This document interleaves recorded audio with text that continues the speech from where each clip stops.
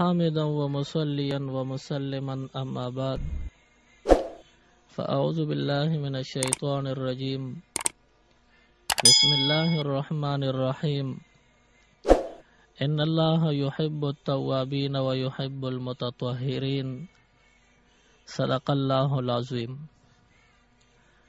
قرآن پاک دا تمام انسانیت دا پارا دا ہدایت کتاب دے او د انسانانو د پاره د الله تعالی د طرفنا د احکاماتو کتاب دی.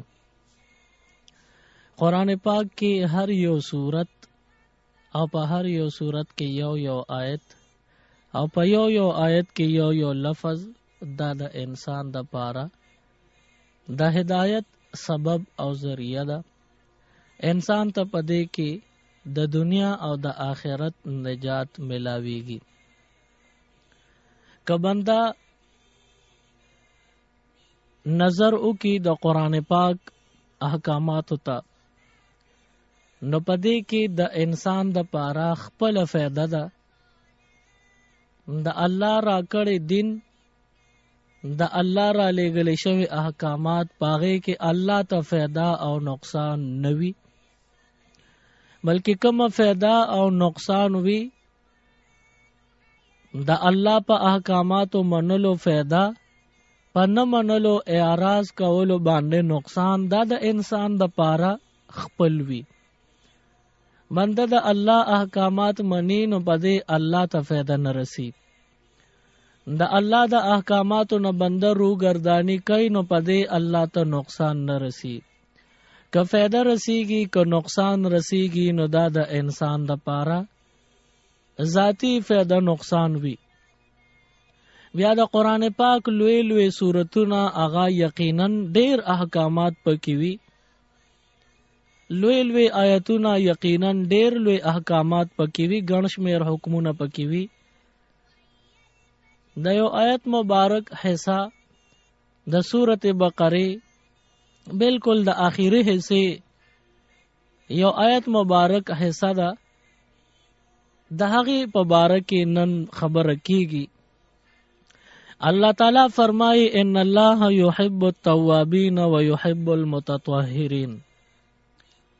بیشک الله تعالی محبت کوي توبه وستون کې خلکو سره. ان الله يحب التوابین بیشک الله خوښي توبه وستون کې خلق. ويحب المتطهرین او الله من کوي هغه خلکو سره څوک چې صفائی کوي. نو کم خلک چې صفائی کوي یا کم خلک چې توبه وباسي نو دې خلکو سره الله د خپل طرف نه د مين اعلان کوي. بیشک الله تعالی من محبت کوي د هغه چا سره کم خلک چې توبه وستون کی دي او کم خلک چې صفائی کوي او صفائی خوخی دغه خلکو سره الله تعالی مینه کوي. نو مینه خو انسان لپکار دي چې الله سره وکي خو بعضی صفاتونه چې انسانیت کې راشي نه داغه صفاتو د کمال او د اثر د وجنا الله تعالی بیا محبت او مینه کوي د هغه موصوف په صفاتونو خلکو سره کوم خلکو کې چې هغه خپل صفاتونه وي. نو د الله د یری توبه وستل یقینا دا د الله د محبت د حصول ذریعہ ده او د الله د رضامندۍ د پاره ک بندا صفائی کوي نو دا صفائی هم د الله د نزدېکت ذریعہ ده. اوس دې کې مراد د آیت نصده د صفائی نه بس مراد وی. وی دې کې دا آیت مبارک کې چې الله فرمای و یحب المتطهرین الله مین کوي خوخی هغه خلق چې پاکیزه وی ځان صفا کوي. نو دا کم خلق دی د دې صفای نه څه مراد دی؟ انسان ته الله تعالی د توبې د وستلو حکم ورکړی دی چې څوک توبه وباسي د الله د یری، نو هغه خلق الله تعالی ته نږدې شي، الله ور سره مینا محبت کی، او ورپسې فرمایي چې څوک صفائی کوي نو غم الله ته نږدې دي. نو دا توبه وستل او دا صفائی کول دا دواړه جدا جدا عنوان نه دي، بلکې الله تعالی د انسان ظاهری او باطینی صفائی حکم بندل ورکړی دی. تب ظاهری هم صفائی کې او باطینی به هم صفائی کې. نو کله چې د انسان باطن گندشي، د انسان پر روح باندې مرض ولګي او د انسان د نیکو اعمالو نه زړه تور شي او د ګناهونو هغه زنګ او پلیتی او گندگی ورته ولګي، نو اوس دا د ګناهونو زنګ او پلیتی او گندگی او غلاظت دا سیوای د توبې نه په بل شي باندې نه ختميږي. یو د انسان باطن دی، بل د انسان ظاهر دی. نو الله تعالی د آیت مبارک کې دوه سيزونه یاد کړی دي. چونکه د الله صفائی خوخه ده، نو ځکه الله تعالی پورا صفائی ذکر کړه. په توبه باندې د باطن صفائی کیږي. انسان کفر کړي دی نو کفر ځان له یو گندگی ده، انسان غیبت کړي دی نو غیبت ځان له یو گندگی ده، انسان نور بد عملی کړي ده نو دا بد عملی دا ځان له د غلاظت یو ډیران دی. اوس د دې نه بزان څنګه صفا کوي، د دې غلاظت او د دې گندګۍ نه به پس صفا کیږي. الله تعالی د توبه حکم کړی دی چې هغه خلق می خوښ دي چې هغه توبه وباسي. توبه سره د انسان باطن صفا شي. بیا چې د انسان باطن صفا شي نو دې سره سره ظاهر باندې هم کوشش پکار دی.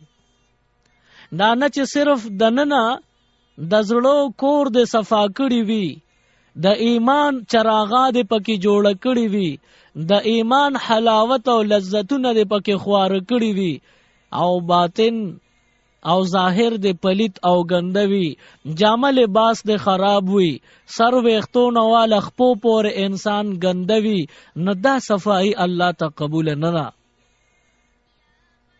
بلکې انسان به د باطن سره سره ظاهری بندا ظاهری بدن به صفا ساتي، د خپل بدن د جامې د لباس د هر شي به خیال ساتي، صفائی بکئی. نو د باطن د صفای حکم الله د توبې په ذریعہ ورکو چې بنده د خپل باطن صفا کی، زړه د صفا کی، د زړه نه د هر ګناه زنګ او گندگی وباسي. او دا به پس کیږي نو د پاره توبه ضرورت ته. او بیا که ظاهر صفا کوي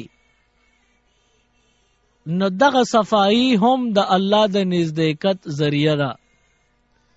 او د توبه او د ظاهر د صفای د پاره دا کوشش الله ولې داسې خولې دی. الله حکم کوي توبه وباسه چې روح د صفا شي، باطن د صفا شي، عمل نامه د صفا شي، زړه د صفا شي، نیت د صفا شي، او بیا د جامع پیزار د لباس وغیرہ د صفای حکم کوي. دا ولی نو اصل کې انسان دا د دوو سيزونو نه مرکب دی. انسان د دوو سيزونو نه مرکب دی، یو روح او یو بدن. نو کله چې انسان نه دا دوه سيزونه د کې یو ځای شو نو د بیا انسان ویل شي. او کله د دوو سيزونو کې یو سیز دته جدا کو نغه کم چې پاتې شو نو هغه ته انسان نشي ویلې. په اسانو الفاظو کې دا خبره دوباره بیا کوم. الله تعالی انسان پیدا کړی دی نو دا انسان د دوو سیزونو نه جوړ دی. یو روح دی بل بدن دی. نو دا روح او بدن چې دواړه خپلو کې سره یو ځای شي نو دې ته انسان ویلی شي. اوس که دې دوو څیزونو کې یو دې ته نه اخوا که نو دغه بل ته بیا انسان نشي ویلی. لکه د انسان روح شتا خو بدن نشتا نو څوک یې ویني نو چاته انسان ووی. یا د انسان بدن شتا خو روح ته نه وتلی دی نو کمې پورې چې روح ور سره شریکو نو هغې پورې دته انسان ویلی شو. کله چې روح ته نه جدا شو نو اوس ورته انسان نه بلکې مړی ورته ویلی شي. خپل نوم هم څوک نه اخلي. یو بنده نه چې روح پرواز وکړي او روح ته نه لاړو نو بیا د خپل کور بندیان هم دته د مړي نوم اخلي وایي مړی دی. د مالت خلق چې دا بنده به روزانه لیدو د سره به ډیره مینه وه هغوی هم دله 3 ورځې پورې چې خوراک سکا کړي یا دواله ورلځي نو چرته ځې تپوس ترې نه وکړي نه به وایي د مړي کور له چی روټۍ وړم. د دغه خپل نوم څه شو؟ دا خو انسانو خو روح ته نه جدا شو نه د ده خپل نوم روک شو او دته صرف مړي نسبت کیږي. دویم نوم د مړي په ولګېدو.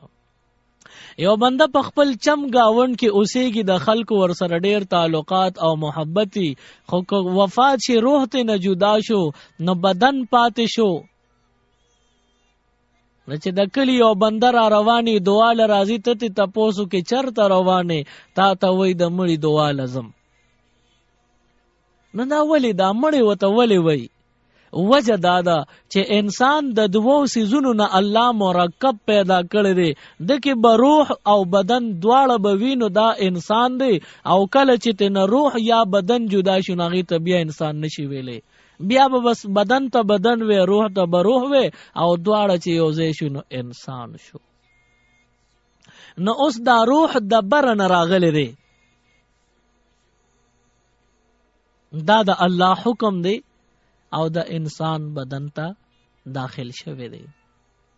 نو روح د بره نه راغلی دی او کم شی چې د بره نه راغلی دی د هغې علاج او دوایی هغه به هم د بره نه راځي. د انسان روح د لوح محفوظ نه راغلی دی، د عالم ارواح نه راغلی دی، د سدرۃ المنتهى نه راغلی دی، دغه عالیشان مقاماتو نه د انسان روح راغلی دی. نو د دې باندې چې زنګ او بیماری ولګي د هغې زنګ او بیماری علاج بم د بره نه راځي، د ځمکې نه به د هغې علاج نه کیږي. نو روحانی بیماری یا خو به د کفر بیماری وي، بنده به کافری. روح مریض دی او داسې مریض دی چې هیڅ علاج یې نشته سوای د کلمې د طیبې نه، چې دې کلمې طیبه ووایي لا اله الا الله محمد رسول الله ووایي، نه د ده دغه علاج به وشي، دی به پاک شي. او یا خو د کفر نه علاوه نور بیماری دته لګېدلې دي، د بد نظرۍ یا د غیبت یا د زنا یا د چغلخورۍ یا د غلطو اوریدو یا د غلطو کتلو یا د غلطو ګرځېدلو، دا مستقل ځان له بیماری دي. دا روح ته لګېدلې دي، دا بدن ته نه لګي. نه چې روح ته دغه خرابې بیماری ولګي د دې علاج بم د بره نه راځي. د الله قرآن د بره نه راغلی دی د روح د علاج د پاره. نو دغه روح او دغه اندرونی حصے ته باطن ویلی شي. دغه باطن د پاره الله د صفای د پاره توبه مقرر کړی ده. بنده که د ډېرې مودې کافر وي، د ډېرې مودې مشرک وي، که هر مذهب هر عقیدې سره تعلق وي، خو چې دته ګندګي باطن ته لګېدلې بیماری لګېدلې ده، نه چې دی نن توبه وباسي د ده دغه ټول مرضونه ختم بشي، د هغې دپاره دا به مرهم وي، دته به د هغې ګندګۍ نه نجات او صفایي ملو شي. نو یو د انسان روح دی، د هغې د صفایۍ دپاره توبه وستل ضروري دي. او بل د انسان بدن دی. نو د انسان د بدن د صفای د پاره نیک اعمالو سره سره پخپل بدن باندې نظر کول دی، پخپل جامه پیزار، پخپل لباس وغیرہ د پاک پلیت لحاظ کول دې سره انسان ته الله ملاویږي او د الله محبت ورته ملاویږي. بیا دا ظاهری صفائی دام د انسان د پاره ابس نه ده. بنده که خپل بدن صفا کوي، جامه او لباس پیزار وغیرہ صفا کوي، نو دا د انسان د پاره ابس نه دی، بلکې د د پاره د نشاط او د تازګۍ یو غټ سبب دی. انسان چې خپل جامه پیزار لباس باندې نظر ساتي، د صفای لحاظ کوي، دنه به شیطان لری لری تختی او دی به الله ته ډیر نږدې کیږي. ظاهری صفائی دام د الله د رضامندۍ سبب دی، د شیطان نه د لری کېدو سبب دی. لکه یو حدیث مبارک کې راغلی دی، یو بنده خوشبو ولګي، نو د دې خوشبو د وجه د دماغ به تازه وي او دی به د شیطان نه لری لری کیږي. شیطان بم دل خواله ناراضي ځکه د خوشبو لګولې ده. داسې ګڼ شمېر احادیثو کې نور خبرې راغلي دي. د دواړو جهانو سردار صلی الله علیه وسلم فرمایي چې شیطان په هر بدبودار او په هر ګنده ځای کې خوشاله او هر خوشبودار او پاکیزه ځای کې خفوي.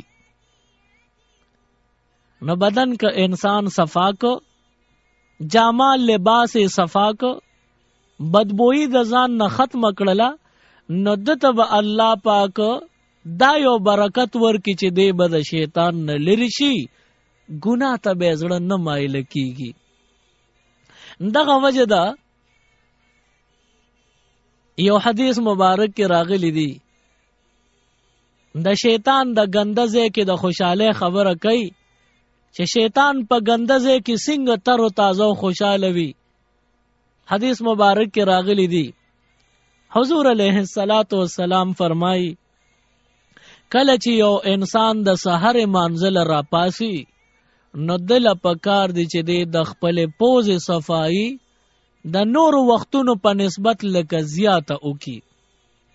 اسی چې بنده د روزي ارمونست صفائی کوي، چاردام کوي او دس کوي، نو دغه وخت کې د پوز صفائی خو هر انسان کوي، خو حدیث کې تاکید راغلی دی چې بنده د ساره چاردام کوي، نو دغه وخت کې خو ډیر زیات احتیاط سره لږ کوشش دی وکي د پوز د نورو په نسبت په دې وخت کې زیاته صفائی وکي. بیا حضور علیه السلام فرمایي وی دا صفائی ولی زیاته وکي، وی دا ځکه چې دا شیطان په پوزه کې ټول شپه تیری، دا انسان اوده دی او د په پوزه کې شیطان پروت دی. څنګه چې دی خرلیږي او خوب کوي، دغه شان شیطان هم د په دې پوزه کې پروت وي او خرلیږي، خوبونه کوي. نو دی انسان ته حکم دی وی شیطان نه دا خپل پوزه صفا کا او پوزه لګا نورم زیاته او وینځه. نو دی نه معلومه شو چې شیطان په هر ګنده ځای کې خوشاله او په هر پاکیزه ځای کې خفوي. نہ انسان به د صفای لحاظ کوي، د خپل بدن د جامې د بدبوې نه به د بچکاوي کوشش کوي او خپل بدن او لباس دا به خوشبودار ساتي. بیا دا خوشبو دا د زنانو د پاره خپل کور کې دننه خیر دی. نارینه به هم خپل بدن، جامه، لباس، پیزار هر څه صفا ساتي. زنانه به هم خپل بدن، لباس، جامه هر یو شی صفا بساتی. نارینه د امزان خوشبودار کی چې شیطان ته نه لری لری تختی، او زنانه د هم خوشبو استعمال کی چې شیطان ته نه لری او تختی. خو زنانه که خوشبو استعمالی نو پدې شرط ته زنانه خوشبو استعمال کی چې بار بنوزی. ځکه دا خوشبو دا دلکش وی، زړه راښکون کی وی، او زنانه که خوشبو اولګولا او د کور بهر اوتلا نو د کلی علاقه او د بهر بازارونو ټول سړی به په تماشه وی، نو په دې سړیم لعنت د الله د طرف نه وریږي او په دې خزه باندې د الله د طرف نه لعنت وریږي. نو خزه که د کور نه بهر اوزي نو خوشبو به نه استعمالي. زنانه که خوشبو استعمالی نو د خپل کور په چار دیواره کې دننه خیر دی که استعمال کی، او که د کور نه بهر اوزی نو نن سبا جدید دور د هر قسم خوشبو ملاویږي. بیا که د کور نه بهر د ضروری کار د پاره زنانه زی او خوشبو استعمالی، اول خود نه استعمالی، خو که بیام ضرورت په مقدار استعمالی نو داسې خوشبو هم په بازارونو کې ملاویږي چې هغه خوشبو د جامې نه لرې پورې نه خوريږي. بندنه د بدن او د جامې نه خوشبو زی، خو رستو خلکو تاغه خوشبو نه محسوسیږي. ډیره کم مقدار سره خوشبو وي نو دغه خوشبو که زنانه د ضرورت په وخت بهر استعمال کړه نو هم جایز بوي. خو بیا هم بهتره نه ده چې زنانه د کور اوزي ډول سنگار وکي او داسې لباس چې زړه راښکون کی وي او داسې خوشبوئی چې د انسان توجه ځان پسې راګرځي. داسې خوشبو زنانو لکل هم جائز بنوي، داسې لباس زنانو له جائز او حلال بنوي. بهر حال زمونږ عنوان هغه د صفای متعلق دی. نو د باطینی صفای خبره خو شوې ده. تیر عنواناتو کې یو عنوان د توبه او استغفار حواله سره شوې دی، او نن د هغه یو حصہ پاتې د ظاهر او د بدن د صفای حواله سره خبره کیږي. نو انسان د خپل بدن، خپل جامه، خپل لباس صفا ساتي، پدې باندې هم الله پاک خوشاليږي او الله دې بنده سره محبت کوي. د انسان د ټولو نه قیمتي اندام کم یو دی. د بنده د اخلا دا یو ډیر قیمتي با شرفه با حیثیت اندام دی. داخلو پښتانه وای چې داخله د هم قلا د هم بلا ده. نه د انسان د ضمیر چې کم خبري وي هغه ټوله په خله باندې روزي،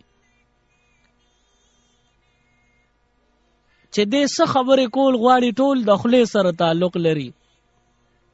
کدی کلمه وای، کدی قرآن وای، کدی ښه خبره کوي، کبه د خبره د دې تعلق د جبه او د خله سره دی. صفائی به د خله نشورو کول پکاري. حدیث مبارک کې راغلی دی السواک مطهرۃ للفم ومرضات للرب. دا مسواک یو داسې آله ده چې خله په صفا کیږي.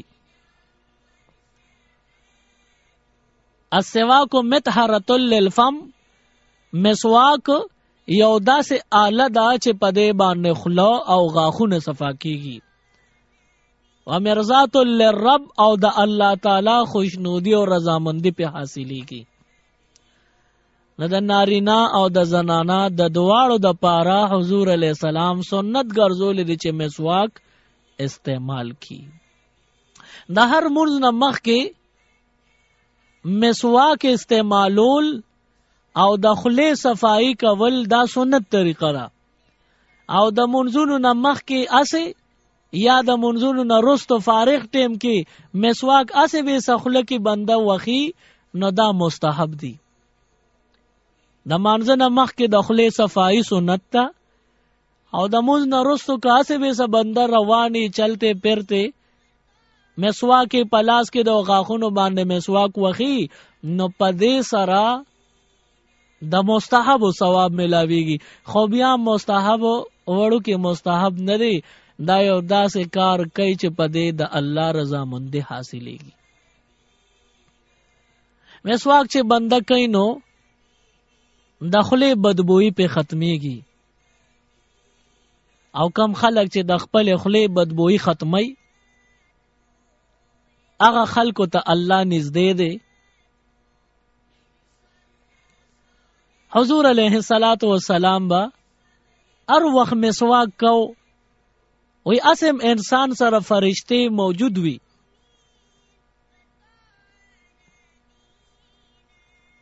انسان سره فرشتے خو موجود وی، خدا مسواک حضور علیہ السلام با ډیر ډیر ذکر استعمالو چې وی مال جبرائیل امین علیہ السلام راضی د قرآن آیتونه را لروړي، د الله پیغام او احکام را لروړي، د دې پوجا مسواک به ډیر ډیر استعمالو. نمونږ تاسو هم د فرشتو نه خالی نه یو، مونږ سره فرشته شته، زمونږ په مجالسو کې هم فرشته ناشتي وي، تر دې چې د کافرو په مجلسونو کې هم فرشتي وي. نو مونږ خو مسلمانان یو، مونږ خو کلمه ویلې ده، لا اله الا الله ویلې ده، مونږ خو د الله په ذات باندې ایمان او یقین دی، د حضور په خپل کتاب او په احادیثو یقین او ایمان دی، د الله په فرشتوم زمونږ ایمان دی. نو موږ سره به فرشتي ولی نوي؟ اوس دا یو سوال دی چې انسان سره څو فرشتي مقرر وي؟ هر یو انسان سره څو فرشتي وي؟ دا یو اهم سوال دی. نو حدیث مبارک کی دی یو صحابی د حضور علیہ السلام نه تپوس کړی دی، اسه خو زمون خیال دار چې انسان سره دو فرشتي دي، یو فرشتہ په خې اوګه باندې ده، بل فرشتہ په ګسه اوګه باندې مقرر ده. اوس دا خې اوګي والا فرشتہ دا د انسان خپل اعمال نیک اعمال لیکي، گسی اوگی والا د انسان بد اعمال خراب اعمال لیکي، او دے فرشتو تا کرامن کاتبین ویلی شي. نو مشهور خدا ده چې انسان سره هر وخت کې دو فرشتي وي، خدا سے نه ده. دو فرشتے انسان سره نوي بلکې 60 فرشتي وي، 20 فرشتے هر وخت انسان سره وي.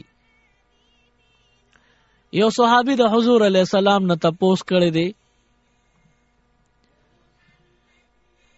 د الله محبوبه انسان سره په یو وخت کې 100 فرشتي اوسېږي؟ د الله محبوبه بنده سره په یو وخت 100 فرشتي وي.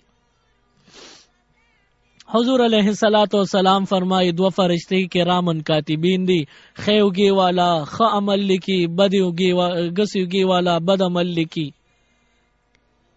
نو دو فرشتے شوی دیتا کرامن کاتبین ویلی شي، او یو دو فرشتے د انسان د حفاظت د پاره الله مقرر کړی دی. د مخ کې روان دی، نو یو فرشتہ د دنه مخ کې دا، یو ته رستو دا، د باندې د رستو نه پیریان دیوان یا نور خراب اثرات سو اثرونه کی نقصان وته نه رسي. یو فرشتہ ته مخ کې د نو د باندې د مخ کې طرف نه سوک حملو نه کی. نو دا دو فرشتے د سیکورټي د پاره الله نور مقرر کړي. نو ټوله سو شوي 4 فرشتے شوي، 2 کرامن کاتبین او 2 یو مخ کې یو رستو، نو دا 4 فرشتے شوي. یو فرشتہ الله د انسان د تندی دا کناره، د تندی دا ویخته د سر چې ختمیږي دا کومه کناره د ویختو دا، دې ځکه یو فرشتہ الله مقرر کړی دا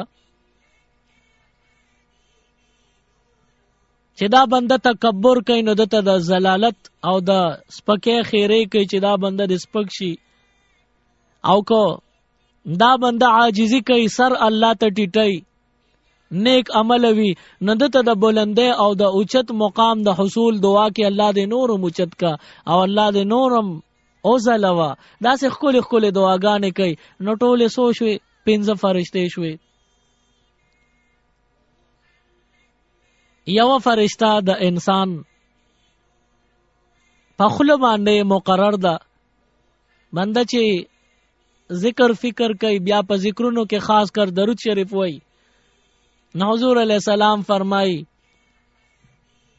وای دغه فرشتہ د خولې نه مال درود را رسي، د په خوله باندې فرشته مقرر ده چې دې کله درود شریف وایي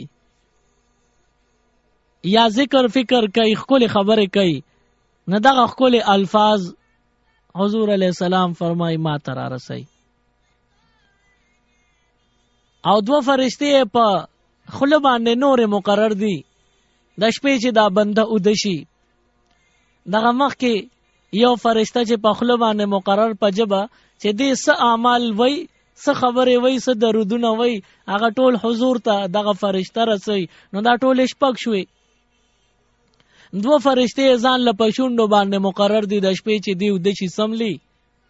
ممکن نه چې د خوله واز شي په خوب کې دی بزان نه غافلی خبر بنوي چې ته موزر شي د خولې ته د نن لاړ نشي د ته به تکلیف ورسي. نو دا 2 فرشتې الله ځان له د حفاظت مقرر کړی دي. نو ټول 8 فرشتې شوي. او یو 2 فرشتې الله پاک د انسان په سترګو باندې مقرر کړی دي. ښه ځایونو ته په دې سترګو ګوري، د ته دعا کوي، او بدو ځایونو ته ګوري نو د ته خیره کوي. نو ټول سوچ په 10 فرشتې شوي. بیا د سحر چې د پېشمنی ټیم ختم شي، اذانونه شروع شي، دغه ټیم کې 10 فرشتې راشي. دغه 10 فرشتې کوم چې بیان شوي راشي او مازیګر د منځونو پورې د سړی هر وخت د په حفاظت کې لګیای.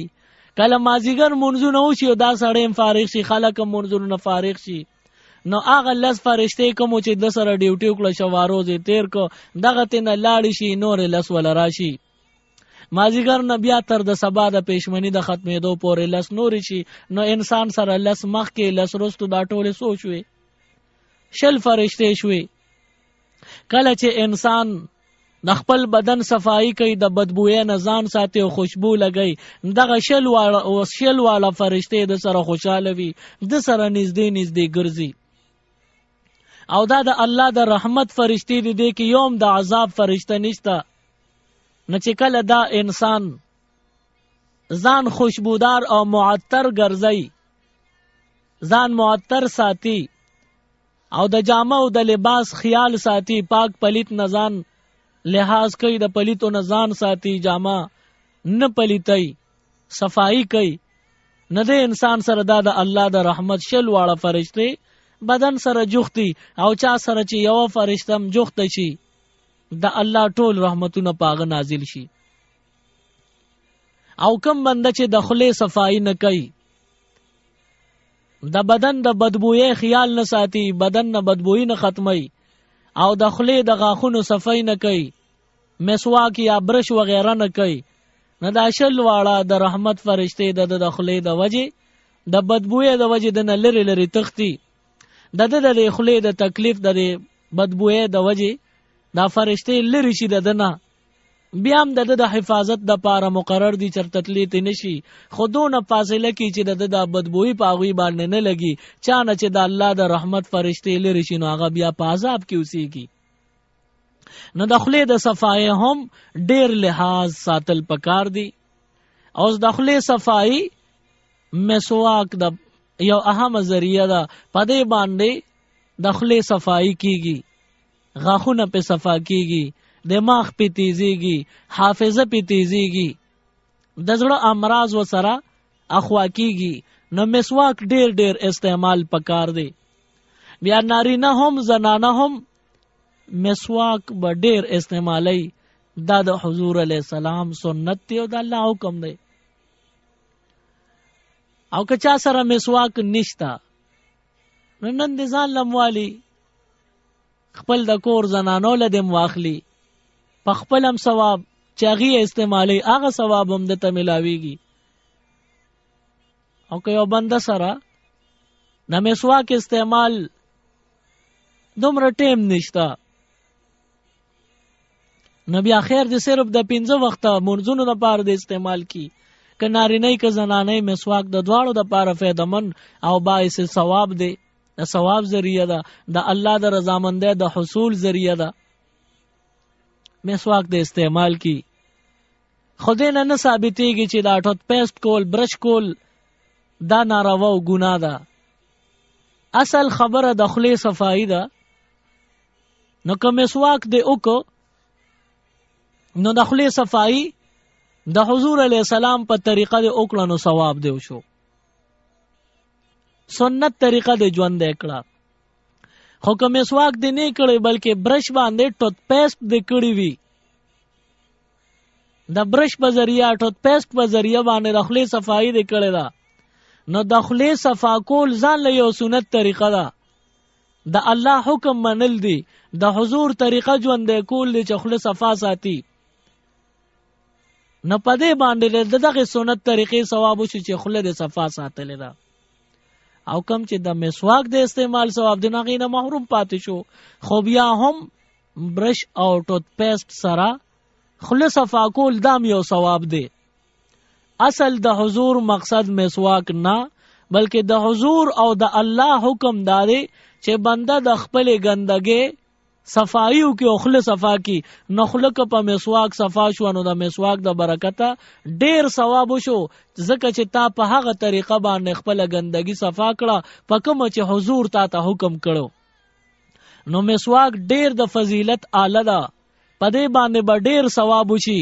د مسواک د بے ادبۍ نه بزان ساتي، د مسواک قدر کول پکار دی، په دې باندې به انسان ته نجات ملاویږي. خو پاتې شو خبره د برش او د ټوت پیسټ، نو په برش او په ټوت پیسټ باندې غاښونه صفا کول دا هم باعث خیر دی، د خولې بدبوئی په ختميږي. او هغه کار چې انسان پاغه باندې د بدن بدبوئی ختمي هغه کار عبادت وي.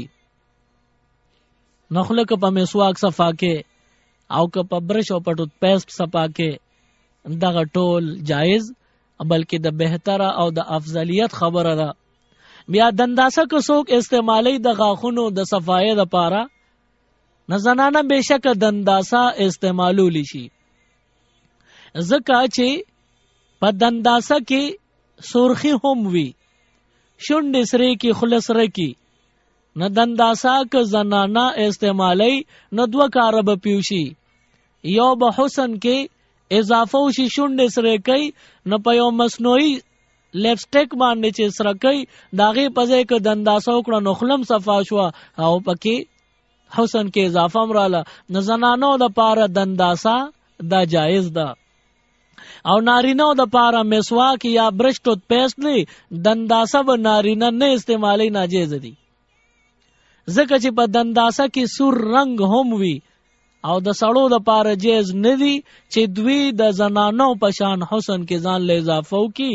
د دې وجه سړی د شونډې نسره کوي، خله دې نسره کوي، نو سړو د پاره دنداسه ټیک نه ده، او د زنانو د پاره د خلې د صفای یا د شونډو د سرخې د پاره دنداسه استعمال جیز دی. خو افضل خبره دا ده چې بنده د خپل خولې صفائی د مسواک په ذریعہ وکي. برش ټوت پیسټ یا دنداسا یا نور پاوډر وغیرہ دا مسواک ته نه رسی. دا مسواک چې کم ثواب دی هغه په بل شي کې نه ملاويږي، په برش او په ټوت پیسټ باندې هغه ثواب نه ملاويږي. دا مسواک به د ادب هم خیال ساتي، مسواک څه اخوا دی خواشي نه دی، دا به غرزه نه. بعضی وخت کې بنده نه مسواک د ضرورت نه زیاتی شي یا د استعمال قابل نه دی زوړ شي وړو کی شي نه دی بیا وغورځي، نو دا غرزول بے ادبی ده. کور کې بنده په بڑه کې پرتغاخ اچي، نه هغه پرتغاخ د پاره پرتغاخ چې کم ډکی وی هغه ني، نو هغه بیا دی په بالپن کې، نو د بادار بالپن بے ادبی ده. یا مسواک پروتی نو په مسواک خدا کار بالکل بے ادبی ده، د دې نه خزان ساتل پکار دی. په مسواک باندې پرتغاخ چول دا ټیک کار نه دی، او بلکې د مسواک بے ادبی ده. او د مسواک بے ادبی چې چا کړی ده نو هغه خلق الله تبا کړي هلاک کړي دي. نو د مسواک د ادب لحاظ کول پکار دی. تیر زمانہ کې یو عالم په یو مجلس کې د مسواک ډیر فضیلت بیان کو، د مسواک ډیر فضیلت بیان کو، نو په هر مجلس کې او په هر ځای کې چې با ادب خلق وی نو خامخا یو نه یو بے ادب بم وی. ګور آدم علیہ السلام الله تعالی د آداب نمونه پیدا کړي نه خو ګور بے ادب هم شیطان راغلی دی. نه یو عالم په خپل مجلس کې د مسواک فضیلتونه بیان کړ لکه دا نن چې ما تاسو ته د مسواک آداب او فضایل وی. نو په مجلس کې یو بے ادب انسان پاسې دو او خوا کې مرګري په جیب کې مسواک مخې ته ولاړو. هغه مسواک ته د جیب را واغشت او مولوی صاحب ته مخامخ ک. مولانا صاحب داته چې کم مسواک یادې چې دا فضیلت ته او دا فضیلت ته ته دا یادې. نو مولانا صاحب وته فرمایل آو دا هغه مسواک ته چې په دې د الله رضامندی حاصلېږي، په دې خله صفا کېږي، الله په خوشحاليږي.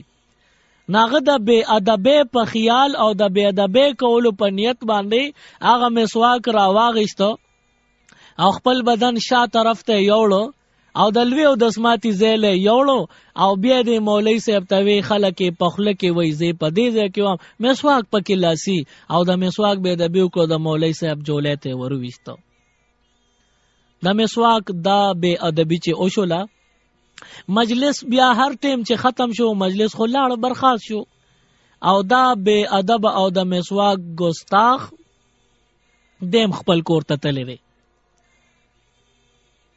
د دې بے ادبین واخلا شپږ میاشتو پورې دته یو تکلیف او د په کولمو کې سوزش او په کولمو کې یو سړی پیدا شو، درد به ته پیدا شو او داسې تکلیف به چې د بوي زره د درد نمرم تکلیف نمرم چې شپږ میاشتې پوره شوې خېټه خراب شوې ده. د کمرې نه باتروم پورې زی باتروم نه بیا کمرې ته سو پیری لاړ راغی.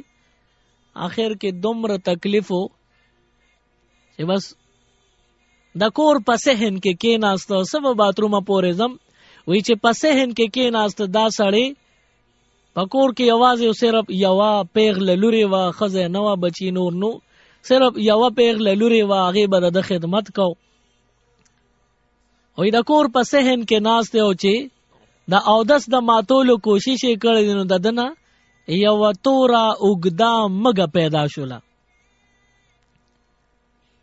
دلوی او د سماتی پځه ددنه مګه پیدا شولا او هغه مګه دونه خطرناک وګدوا په د باندې په دې 13 غاخونو بیا هم حمله کړې دي او هغه مګي کرکی وخلې 13 کرخي وسته دغه مګي او ناګانا د دې سړی چې کله دا په نظر شوی دا نه دې سړی چغې کړې دي چې چغې والدین لوري پمنډه د کمرې نه راوته دا چې په بابا سره چلو شي چې کتلې دي یو کیرکیره وګدا غټه مګه دا او په دې سړی باندې حمله کوي.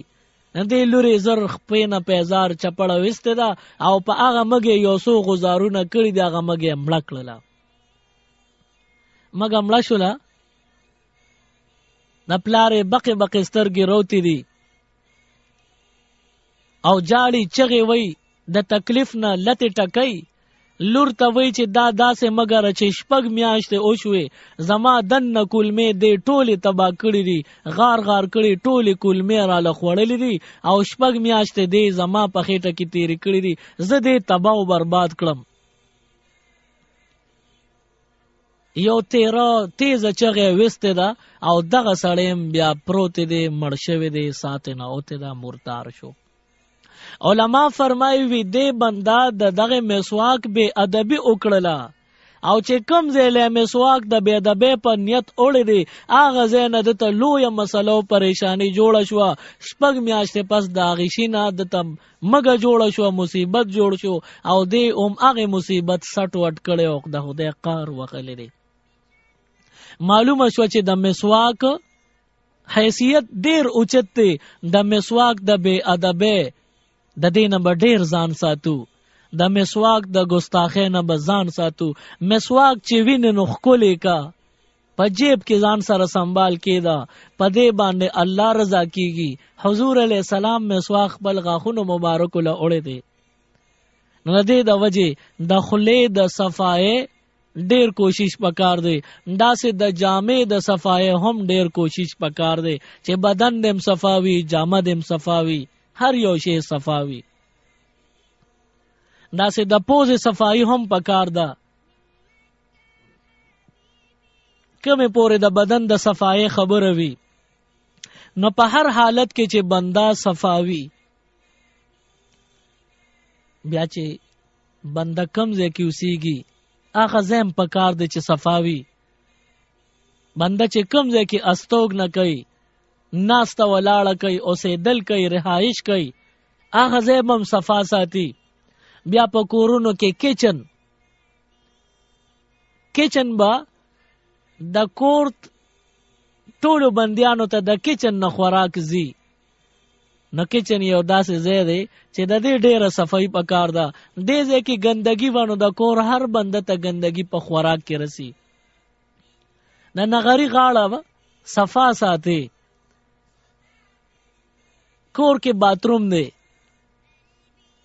نو هر بنده د کور سونه افراد دی، هر یو بنده دی باتروم ته ورزي، نو د باتروم به هم صفائی خیال ساتل پکاري. او خیار خزا غي چې داغي کچن هم صفاوي، باتروم هم صفاوي، او د اوسېدو د پاره کم کور او کمره او کټ دی هغه هم صفاوي. د دې صفای چې بنده لحاظ ساتي دی به کامیاب او د الله به خوښ وي. او د دې صفای چې کم بنده خیال نه ساتي ناکام او د الله به ناخوښ وي. بیا د کور د صفای خبره راغله، نو که بنده د کور صفائی کوي نو د هغې دپاره ورځ او شپه مقرر نه ده. صفائی دا د دین سره، الطهور شطر الایمان، دا صفائی دا د ایمان حصہ ده. نو د ایمان حصہ د دروازه تر تازه ساته، او د ایمان حصہ د شپې تر تازه ساته. بعض خلک وای اکثر زنانه ته پوس کوي چې د شپې یا د ماښام بانګ نه پس جارو اخل خنه دی. ولی خنه دی؟ دروازم جارو اخا د شپې خو چې د کور ګندګي ویني نو صفا کولې ار ټیم چې وی کول پکار دی. بیا د جامو د وینځل اور وز راشي، نو بعض زنانوي د نغې پر ورځې مینځه، سو کوئی د چهارشنبې مینځه. نو چې دا نغه او چهارشنبه پکې کې، نو دا به په کوم ورځ وینځل وي؟ تا نه به نن غوستې شي او ته به چهارشنبه یا نښه ده. د جامو د وینځلو دپاره وخت نه دی مقرر، د شپې مینځلی شي، د ورځې مینځلی شي، د نښې او د چهارشنبې مینځلی شي. کومې ورځې مشهورې چې مینځه، په هغه ورځ وینځه جامې. د جامو په وینځلو کې څه قباحت نشته. د هفتې دا اور ورځې دي، د اتوار نه په هفته باندې ختمیږي. دا اور ورځې دي کې هر لحظه کې ته جامې وینځې، عبادت ته ثواب دی. بیا د کور نه دیوالونو او چتونو نه جال ختمول، دا هم عبادت ته. الطهور شطر الایمان، صفائی د ایمان برخه او حصہ ده. د کور نه جالې صفائی دام خبره د عبادت ته ثواب دی. نه دې لپاره میاشت شرط نه وي د سفر په میاشت کې جالې مسنډه پیریان پکې، دا دروغ دی. پدې کې هیڅ قسمه نقصان نشته. صفائی کړي دروازه وکړه، کړه د شپې د میاشتې په هر میاشت کې وکړه، د هر ورځې په هر ورځ کې وکړه. صفائی د عبادت ته ثواب دی. الله پاک دې پدې عنوان چې کوم خبرو شي مونږ تاسو ټول لا د عمل کولو توفیق راکړي. سبحان ربک رب العزت عما یصفون وسلام علی المرسلین والحمد لله رب العالمین. اللهم ربنا آتنا فی الدنیا حسنه وفي الاخره حسنه وقنا عذاب النار وادخلنا الجنه مع الابرار یا عزیز یا غفار برحمتک یا ارحم الراحمین.